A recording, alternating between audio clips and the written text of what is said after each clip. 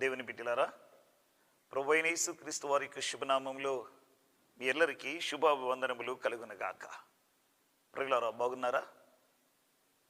దేవుని యొక్క మహాకృపను బట్టి గడిచిపోయినటువంటి కాలమంతా, సంవత్సరమంతా ఆయన ఉచితమైన కృపలో మనల్ని బలపరిచి, భద్రపరిచి, క్షేమమిచ్చి, నెమ్మదినిచ్చి, ఆరోగ్యమిచ్చి, ఆయుష్నిచ్చి, మన జీవాన్ని పొడిగించి మరొక నూతన సంవత్సరాన్ని దయా కిరీటంగా దేవుడు మనకు దయచేసినందుకు దేవునికి మనం ఎంతైనా రుణస్థులమై ఉన్నాం. ప్రియులారా, జీసస్ రిమెంబర్స్ యూ అనేటువంటి ఆధ్యాత్మిక కార్యక్రమం ద్వారా మరొక నూతన సంవత్సరములో ప్రవేశించి మీ గృహంలోనికి రావడానికి ప్రభు నాకు ఇచ్చినటువంటి భాగ్యమును బట్టి ప్రభుకి నేను ఎంతైనా రుణస్థుడై ఉన్నాను. ప్రియులారా, నేటి మన ధ్యానం కొరకై ప్రకటన గ్రంథం 21వ అధ్యాయము 5వ వచనం మనం చూద్దాం. అప్పుడు సింహాసనాసీనుడైన వాడు, ఇదిగో సమస్తమును నూతనమైనవిగా చేయుచున్నానని చెప్పాను. మరియు ఈ మాటలు నమ్మకమునైన నిజమైనవై ఉన్నవి కనుక వ్రాయమని ఆయన నాతో చెప్పుచున్నాడు. ప్రియులారా, నేటి మన ధ్యానం, మనం ఆరాధించుచున్న దేవుడు సమస్తము నూతన పరిచే దేవుడు. Praise the Lord. యెషయా గ్రంథం 43వ అధ్యాయం 19వ వచనంలో, ఇదిగో నేను ఒక నూతన క్రియ చేయుచున్నాను, నేను అరణ్యంలో త్రోవ కలుగు చేయుచున్నాను, ఎడారిలో నదులు పార చేయుచున్నాను అంటున్నాడు. అరణ్యములను త్రోవ కలుగు చేసి, ప్రియులారా, ఎడారుల్లో నదులను పార చేసే దేవుడు. కొరింథీయులకు రాసిన 2వ పత్రిక 5వ అధ్యాయం 17వ వచనంలో చూస్తే, క్రీస్తులో ఉన్న ఎడలవాడు నూతన సృష్టి, పాతవి గతించెను, ఇదిగో క్రొత్తవాయను అని మనం చూస్తున్నాం. ప్రియ దేవుని బిడ్డలారా, మనం ఆరాధిస్తున్న దేవుడు మన జీవితంలో ఈ నూతన సంవత్సరంలో సమస్తమును నూతన పరచాలని ఆశపడుతున్నాడు. ఇదిగో మనకి ఇక్కడ చక్కని వాగ్దానం చేయించున్నాడు. ప్రియులారా, గత కాలంలో నీ కుటుంబంలో, నీ వ్యక్తిగతంగా, నీ జీవితంలో ఒకవేళ కాచిన కన్నీరు, ప్రియులారా, వేదన, బాధలు, కష్టాలు, కన్నీరు, ప్రియులారా, ఒకవేళ నిన్ను కృంగదీసి నిన్ను బాధ పెట్టి ఉండవచ్చు. కానీ ఈ నూతన సంవత్సరంలో ప్రభు నీకు ఇస్తున్నటువంటి ఒక శ్రేష్టమైన వాగ్దానం ఏంటో తెలుసా? సమస్తమును నేను నూతన పరచుచున్నాను. పాతవన్నీ గతించిపోయినవి. నూతన సంవత్సరంలో ప్రవేశించిన మన జీవితాల్లో సమస్తమును, నీ కుటుంబ జీవితాన్ని నూతన పరచాలని, నీ వ్యక్తిగత జీవితాన్ని నూతన పరచాలని, నీకున్న పరిస్థితుల్ని నూతన పరచాలని ప్రభు కోరుకుంటున్నాడు. ఈ వాగ్దానం మన జీవితంలో నెరవేర్చాలని, ఇదిగో నేను ఒక నూతన క్రియ చేయించున్నాను, అది ఇప్పుడే జరుగునంటున్నాడు. Praise the lord. ఈ నూతన సంవత్సరంలో ఈ నూతన కార్యములు మన జీవితంలో జరుగునుగాక. దేవుడు ఏ విషయాలు మన జీవితంలో నూతన పరచాలని ఆశపడుతున్నాడు? రండి. నెంబర్ 1, యెహెజ్కేలు గ్రంథము 36వ అధ్యాయం 26వ వచనంలో మనం చూస్తే, నూతన హృదయం మీకు ఇచ్చేదను, నూతన స్వభావం మీకు కలుగ చేసేదను, రాతి గుండెని తీసివేసి మాంసపు గుండెని మీకు ఇచ్చేదను. Praise the lord. ప్రియులారా, ఈ నూతన సంవత్సరంలో దేవుడు మనకిస్తున్న నూతన వాగ్దానం, రాతి గుండెని తీసివేసి, చక్కని మాట ఇక్కడ. ప్రియులారా, రాతి గుండెని తీసివేసి మాంసపు గుండెని నీకు ఇచ్చేదని అన్నాడు. నూతనముగా జన్మించిన వారి హృదయాలు దినదినము నూతన పరచబడుతూనే ఉంటాయి. దావీదు జీవితంలో కూడా కీర్తన 51వ కీర్తన 10వ చరణములు అంటాడు. రండి. దేవా, శుద్ధ హృదయము, స్థిరమైన మనసు నూతనముగా పుట్టించి అంటున్నాడు. దావీదు జీవితంలో తను కోరుకుంటున్నది ఏమిటంటే, పాపం వలన మలినమైపోయిన హృదయం నాకు వద్దయ్యా, మనసాక్షి వలన మాటి మాటికి గుచ్చబడుతున్నాను, ఆ బాధించబడుతున్న హృదయం నాకు వద్దయ్యా. ప్రియులారా, జయాపజయములతో ఒకసారి ఉన్నతమైన స్థితిలో, మరొకసారి అధోగతి స్థితిలో నిలకడలేని హృదయం నాకు వద్దయ్యా. జయోపజయాలతో ఓడిపోయి మనసాక్షిత గుచ్చబడుతున్న హృదయం నాకు వద్దయ్యా అని దావీదు కోరుకుంటున్నాడు. నూతన హృదయం నాకు ఇమ్మంటున్నాడు. యెహెజ్కేలు గ్రంథంలో ప్రభు మనకి ఇచ్చిన వాగ్దానం అదే, నూతన హృదయం నీకు ఇచ్చేదని అంటున్నాడు. ప్రియ దేవుని బిడ్డలారా, దేవుని వాక్యమును మనం చూసినట్లయితే దావీదు కోరుకుంటున్న హృదయం ఏంటంటే రక్తము ప్రవహిస్తున్న మాంసపు గుండి కాదు, నూతన మనస్సు, నూతనమైన ఆత్మ, నూతనమైన కృపతో నిండినటువంటి హృదయం కావాలని కోరుకుంటున్నాడు. Praise the Lord. దేవునికి స్తోత్రం. ప్రియులారా, ఒకసారి సముద్ర ప్రయాణంలో సాగిపోతున్నటువంటి ఒక షిప్ అది పగిలిపోయి దానిలో ఉన్న వారంతా ఎక్కువ మంది చనిపోయారు. కొద్దిమంది ఆ చెక్కలను పట్టుకొని ఈదుకుంటూ దగ్గరలో ఉన్న ఒక దీపమునకు వెళుతూ ఉన్నారు. వారిలో ఒక అతను ఒక దీపంలోనికి వెళ్ళాడు. ఆ దీపవాసులంతా అతన్ని ప్రేమతో ఆదరించి అతని తడి వస్త్రాలు తీసివేసి తమ వస్త్రాలతో కప్పి చలిమంట వేసి తనకి భోజనం పెట్టి చక్కగా ఆదరించారు. ప్రియులారా, అతడు వారితో కలిసి అంతా తిరుగుతూ ఉన్నాడు. వారి పద్ధతులన్నీ తెలుసుకున్నాడు. ఇతడు ఒక నాస్తికుడు. అయితే ఏం జరిగిందంటే, ఆ దీపవాసుల యొక్క ప్రేమ అంటే మనుషుల్లో కూడా ఇంత ప్రేమ కలిగిన వారు ఉంటారా?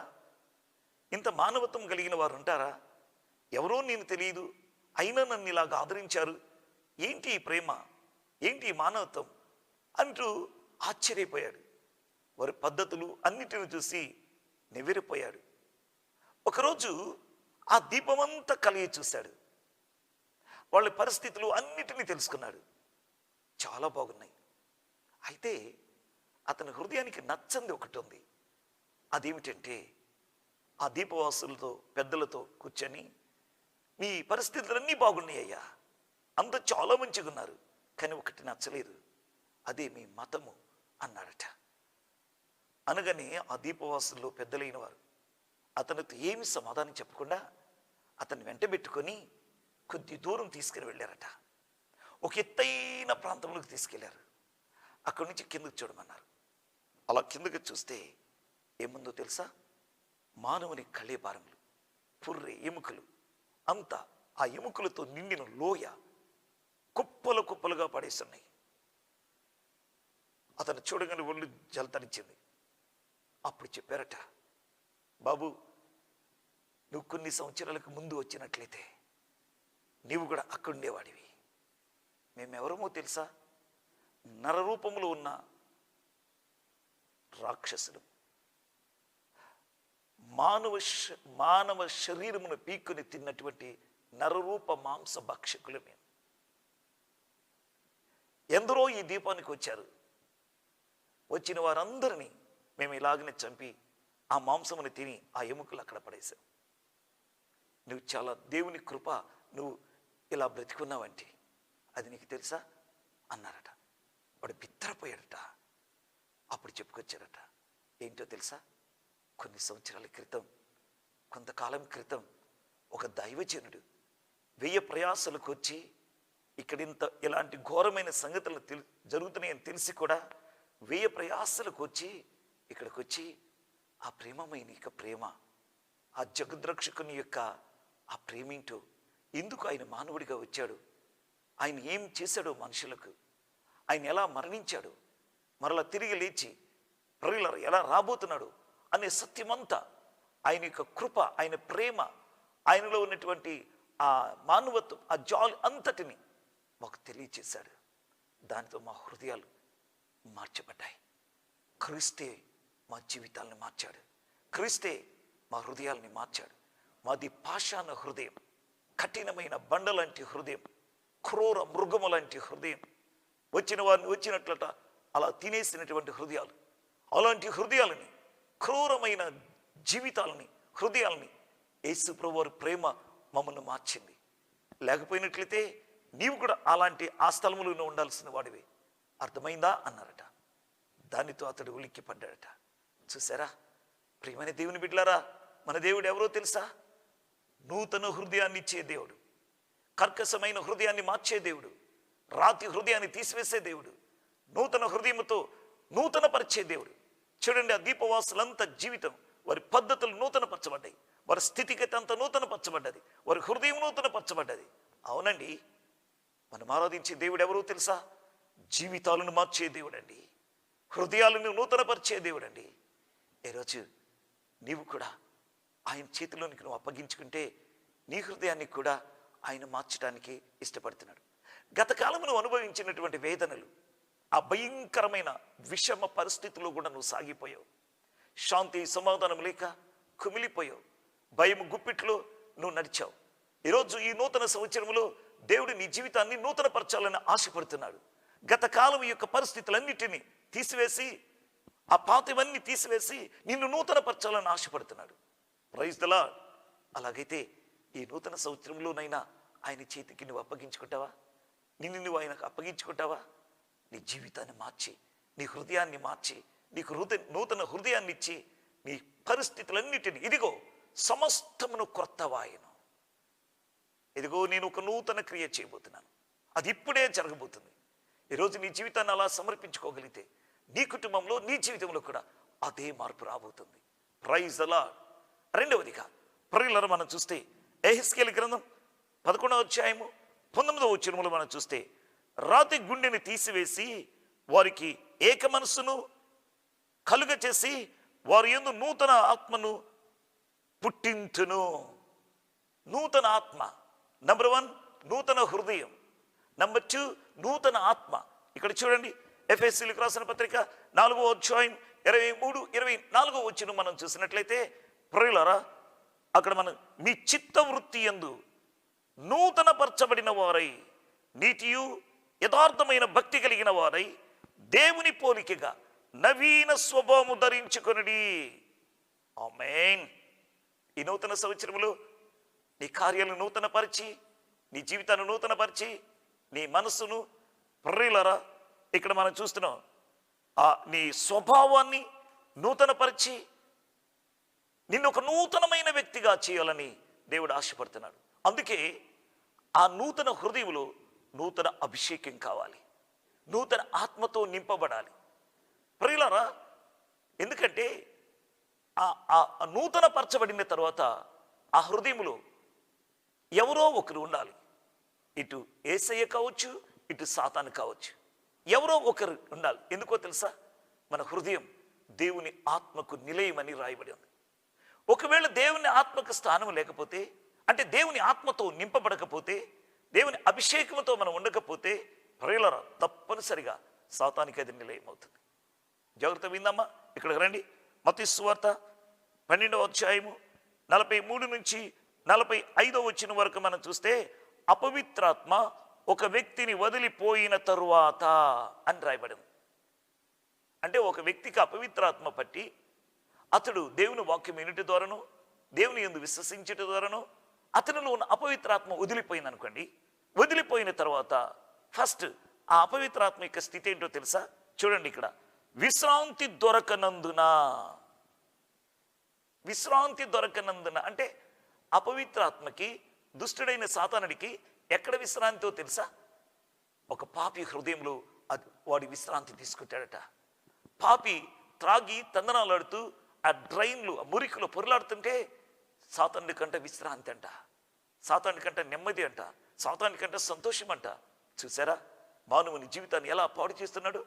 అవునండి ప్రేమని దేవుని బిడ్డలారా, అక్కడ ఆ స్థితిని మనం చూసి, విశ్రాంతి దొరకనందున ఆ వ్యక్తిని వదలక ముందు అతనిలో పాపం చేస్తుంటే దెయ్యానికి విశ్రాంతి. ఇప్పుడు ఏమంటే ఆ వ్యక్తిని వదిలిపెట్టిన తర్వాత విశ్రాంతి లేదు. మరొక విషయం చూద్దాం, మానవుని స్థితిలోనికి వద్దాం. మత్తయి సువార్త 12:44 వచనం చూస్తే, ఆ ఇంట ఎవరునూ లేక, ఆ మాట విన్నారా? ఆ ఇంటని ఎవరునూ లేక. ప్రియులారా, ఇక్కడ మనం ఆలోచిస్తే అది ఊడ్చబడి ఉన్నది అని రాయబడింది. ఎవరుండాలి ఆ ఇంట్లో?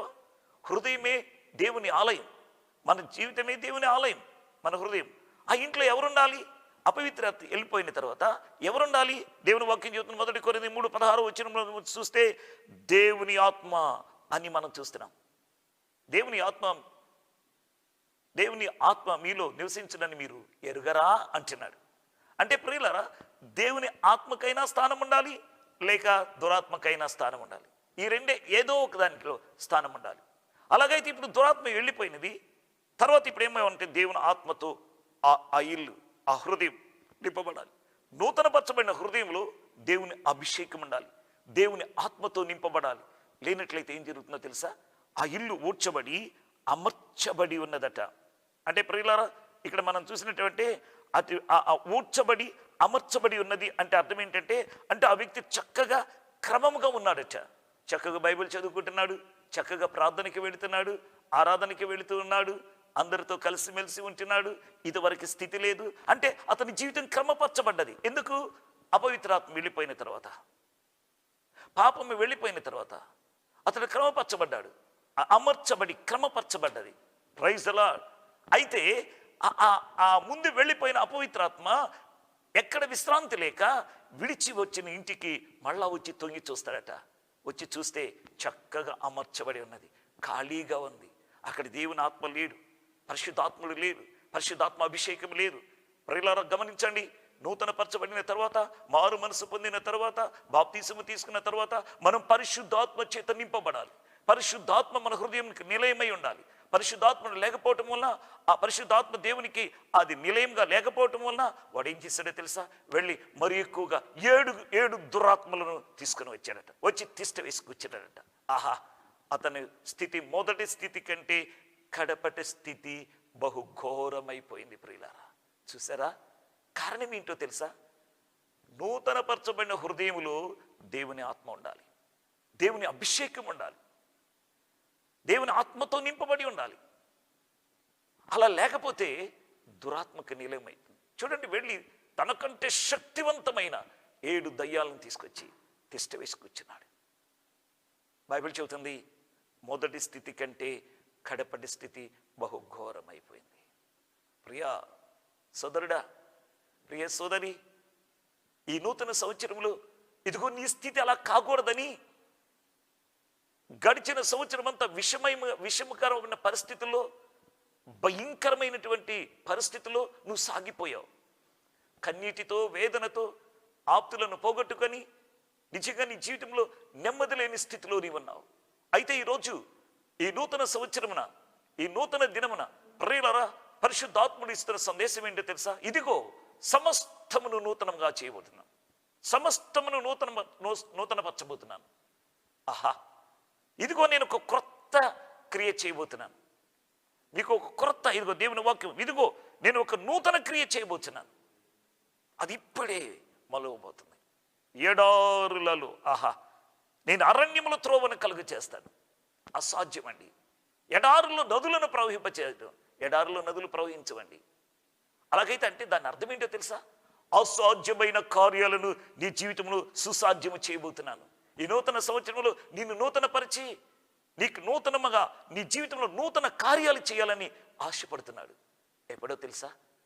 ఆ దీపవాసులు కర్కశమైన హృదయముతో, కఠినమైన మనసాక్షిని కలిగి, మనుషులను పీక్కుని తినగలిగిన క్రూర రాక్షసుల లాంటి జీవితం. కానీ వారు ఏనాడైతే యేసుప్రభు వారిని అంగీకరించారో, ఏనాడైతే యేసుప్రభు వారికి వారి జీవితాన్ని, హృదయాన్ని ఇచ్చేశారో, ఆ రాతి హృదయాన్ని తీసివేశాడు, ఆ మాంసపు గుండెని తీసుకొచ్చి ఇచ్చాడు. ప్రియులారా, ఆత్మతో నింపబడినటువంటి, పరిశుద్ధాత్మ పూర్ణులైనటువంటి చక్కని ఆత్మాభిషేకము కలిగినటువంటి హృదయాన్ని వారికి ఇచ్చారు. నూతన కార్యం జరిగింది వారి జీవితం. లేకపోతే ఎంత దారుణముగా ఉన్నవారు. సోదరుడా, నీ జీవితం కూడా అలాగనే ఉన్నదా? కఠినమైపోయిందా? రాతి బండలాంటిదా? పరిస్థితులన్నీ కఠినముగా ఉన్నాయా? మారటలేదా? మారాలని ఆశపడుతున్నావు, కానీ సంవత్సరాలు తరలిపోతున్నాయి, కానీ నీ జీవితంలో ఆ మార్పు లేదా? ఆ నూతనత్వం లేదా? నీ కుటుంబంలో ఆ నూతనత్వం లేదా? నీ బిడ్డలలో ఆ మార్పు కనబడట్లేదా? నీ యజమానుల్లో ఆ మార్పును చూడలేకపోతున్నావా? నీకు ఒక శుభవార్త. Jesus remembers you. యేసు నిన్ను జ్ఞాపకం చేసుకుంటున్నాడు తల్లి. యేసు నిన్ను జ్ఞాపకం చేసుకుంటున్నాడమ్మా. నీ బాధ డాక్టర్లు చెప్పారా? ఇక నయం కాదన్నారా? మార్పు జరగట్లేదా? ఎంత కాలమున్నా, ఎన్ని టాబ్లెట్స్ వాడుతున్నా నీ జీవితంలో ఆ రోగం నయం కావట్లేదా? మార్పు జరగట్లేదా? అయితే ఈరోజు ఈ నూతన సంవత్సరంలో నూతనపరచాలని దేవుడు నూతనమైన వాగ్దానంతో నిన్ను బలపరచాలని ఈరోజు ఆయన దిగి వచ్చి నీతో మాట్లాడుచున్నాడు. Praise the Lord. ఇదిగో సమస్తమును నూతనమైనవిగా చేయుచున్నానంటున్నాడు. Praise the Lord. నీకున్నది ఏదైనా కావచ్చు, అది ఎంత వ్యతిరేకమైనదైనా కావచ్చు, ఎలాంటి పాపమైనను సరే, నువ్వు అనుకోవచ్చు, ఘోరమైన పాపినయ్యా, ఆ దీపవాసుల కంటే ఇంకా భయంకరమైన నరహంతుకున్నయ్యా, ఘోరమైన పాపముని చేసిన వాడిని, నా పాపమును కూడా నూతనపరచగలడా అని అనుకుంటున్నావా? ప్రియ తల్లి, ప్రియ చెల్లి, అమ్మ, అయ్యా, నీవు ఎలాంటి ఘోర పాపివైనా సరే, ఎలాంటి ఘోర పాపివైనా సరే, ప్రతి పాపమును తుడిచివేసి నిన్ను నూతన హృదయం ఇచ్చి నిన్ను నూతన పరిచే దేవుడు, నీ మనస్సాక్షిని మార్చబోతున్నాడు, నీ స్వభావాన్ని మార్చే దేవుడు. ఇదిగో అసాధ్యమైన కార్యాలు ఈ నూతన సంవత్సరములు నీ జీవితంలో సుసాధ్యమగును గాక. ఏది అసాధ్యం అనుకుంటున్నావో, ఏది ఇప్పటి వరకు జరగదు అనుకుంటున్నావో, ఇంతవరకు ఒక నిర్ణయానికి వచ్చావో, ఇది జరగదు, ఇది కాదు, ఇక ఇంతే, నా బ్రతుకింతే అని నువ్వు నిరాశ చెందుతున్నావో, నీకు ఒక శుభవార్త. Jesus remembers you. యేసు నిన్ను జ్ఞాపకం చేసుకుంటున్నాడు. నీ స్థితిని చూశాడు. నీ స్థితిని చూసి జాలిపడి, ప్రియులారా, నీ యొద్దకు వచ్చిన దేవుడు 2020 సంవత్సరాల క్రితం ఆ పరలోకంని వీడి భూలోకమునికి ఒక మానవుడిగా వచ్చాడు. మానవత్వాన్ని కోల్పోయిన మనిషిని మనిషిగా మార్చాలని, ప్రియులారా, ఆయనే ఒక మనిషిగా ఈ లోకానికి దిగి వచ్చాడు. ఎందుకో తెలుసా? నేను పడి ఉన్న స్థితిని చూశాడు, జాలి పడ్డాడండి. ఎవరి లోకంలో మన మీద జాలి పడిన వారు లేరు. ఆయన జాలి పడ్డాడు. నువ్వు పడి ఉన్న స్థితి ఎందుకు వచ్చి నిన్ను ఆ స్థితి నుండి మనలను పైకి లేవనెత్తటానికి. అమ్మా, అయ్యా, 2020 సంవత్సరాల క్రితం ఏం చేశాడో తెలుసా? నీకు మారుగా నాకు మారుగా ఆ కల్వరి సిలువలో ఆయన యాగమైపోయాడు. కొట్టబడ్డాడు, గాయపరచబడ్డాడు, వేదన అనుభవించాడు. నాగడి సాల వల్లే తన వీపంతా దున్నబడ్డది ప్రియులారా. పిడిగుద్దులు తిన్నాడు ప్రియులారా. అవమానాన్ని భరించాడు ప్రియులారా. వాస్తవానికి నీవు నేను ఉండవలసిన ఆ స్థానంలో ఆయన నిలబడ్డాడు ప్రియులారా. ఎందుకో తెలుసా? నిన్ను నూతనపరచాలని, నన్ను నూతనపరచాలని, మన కార్యాలు నూతనపరచాలని, నూతనమైన జీవితం ఇవ్వాలని, పాప ఇష్టమైనటువంటి ఆ పాత రోత బ్రతుకునంత తీసివేసి తన సిలువ రక్తము చేత మనల్ని కడిగి పవిత్రపరిచి నూతనపరిచి ఆ నూతన రాజ్యములో, ఆ నూతన యెరూషలేములో ఆయనతో పాటు సదాకాలం మనం జీవించాలని. ఆహా, ఎంత ప్రేమమూర్తి ప్రియులారా! ఏనాడైనా గ్రహించావా? ఆ ప్రేమ ఏంటో ఒక్కసారైనా చూసావా? అదిగో ఆ దీపవాసులు ఎలాగా ఆయనను కలిగి నూతన పరచబడ్డారు. ఈ నూతన సంవత్సరంలోనైనా నీ పరిస్థితులు నూతన పరచాలని దేవుడే దిగివచ్చి నీకు ఈ వర్తమానం అందిస్తున్నాడు. నీవెందుకు ఆయన నీ హృదయంలో చేర్చుకోకూడదు? ఉన్నపాటిని ఎందుకు నీ హృదయాన్ని ఆయనకు అప్పగించకూడదు? నా కుమారుడా, నీ హృదయం నాకిమ్ము. ఎందుకు చెడిపోయిన హృదయం అయినా పర్వాలేదు, నేను బాగు చేస్తాను, నేను నూతన పరుస్తాను. మన హృదయాన్ని నూతనపరిచి, మన స్వభావాన్ని నూతనపరిచి, మన ఆత్మను నూతన ఆత్మతో నింపి, ఆహా, సమస్తమును నూతనమైనవిగా చేసి, ప్రియులారా, ఈ నూతన సంవత్సరంలో వినూతనమైన కార్యాలు మన జీవితంలో జరిగించడానికి ఆయన నిన్ను పిలుస్తూ ఉన్నాడు. అందుకే ఆ కలువరిలో ఆయన బలియాగం అయిపోయాడు. తన రక్తమైన ప్రాణాన్ని, ప్రియులారా, కలువరి సిలువని బలిపీఠంపై ప్రాయశ్చిత్తము చేశాడమ్మా.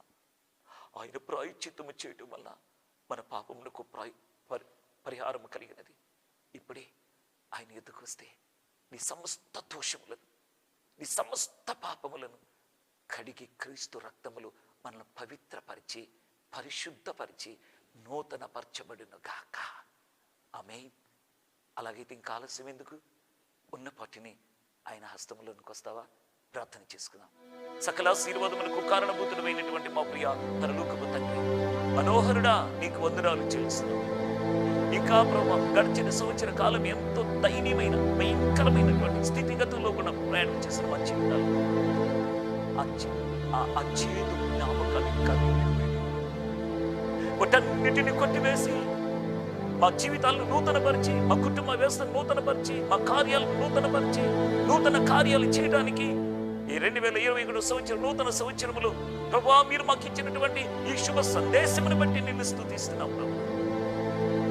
ఈరోజు ఎంతమంది ఈ సంవత్సరమైనా మాకు మేలు కలుగుతున్నారు. ఈ నూతన సంవత్సరంలోనైనా మా ఆశలు తీరుదేనా? ఈ నూతన సంవత్సరంలోనైనా నా భర్త మార్చబడతాడా? నా బిడ్డల భవిష్యత్తు మార్చబడుతుందని కలవరంతో ఎంతమంది వింటూ ఉన్నారు. ఈ వాక్యని వింటున్న ప్రతి వారి జీవితంలో ఇప్పుడే ఇదిగో ప్రభువా, ఆ లేఖనములో ఉన్న సృజనాత్మకమైన శక్తి విరుచున్న ప్రతి వారి మీదకి ప్రవహించును గాక. నీ వాక్కుని పంపి వారిని నూతనపరిచి బలపరిచి నూతనాత్మతో నింపుతున్నందుకు వందనాలు చెల్లిస్తూ యేసు నామములో స్తుతించి వేడుకని ప్రార్థన చేయించున్నాము తండ్రి. ఆమేన్. God bless. నూతన పరచుము దేవా,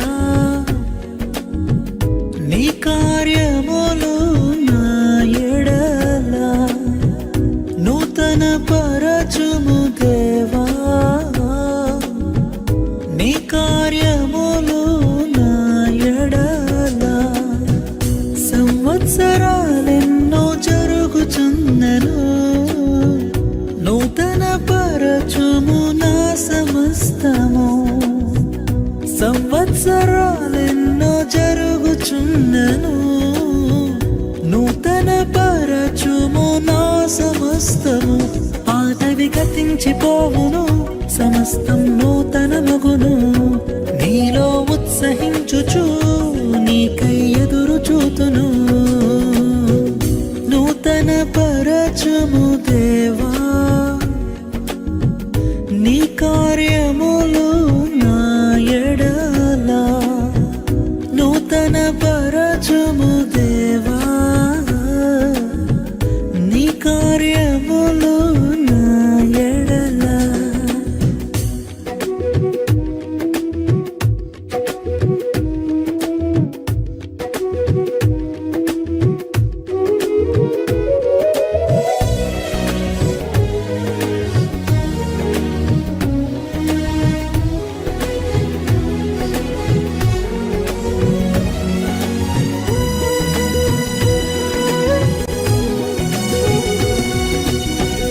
శాశ్వతమైనది నీదు ప్రేమ, ఎన్నడైనా మారనిది నీదు ప్రేమ. శాశ్వతమైనది నీదు ప్రేమ, ఎన్నడైనా మారనిది నీదు ప్రేమ.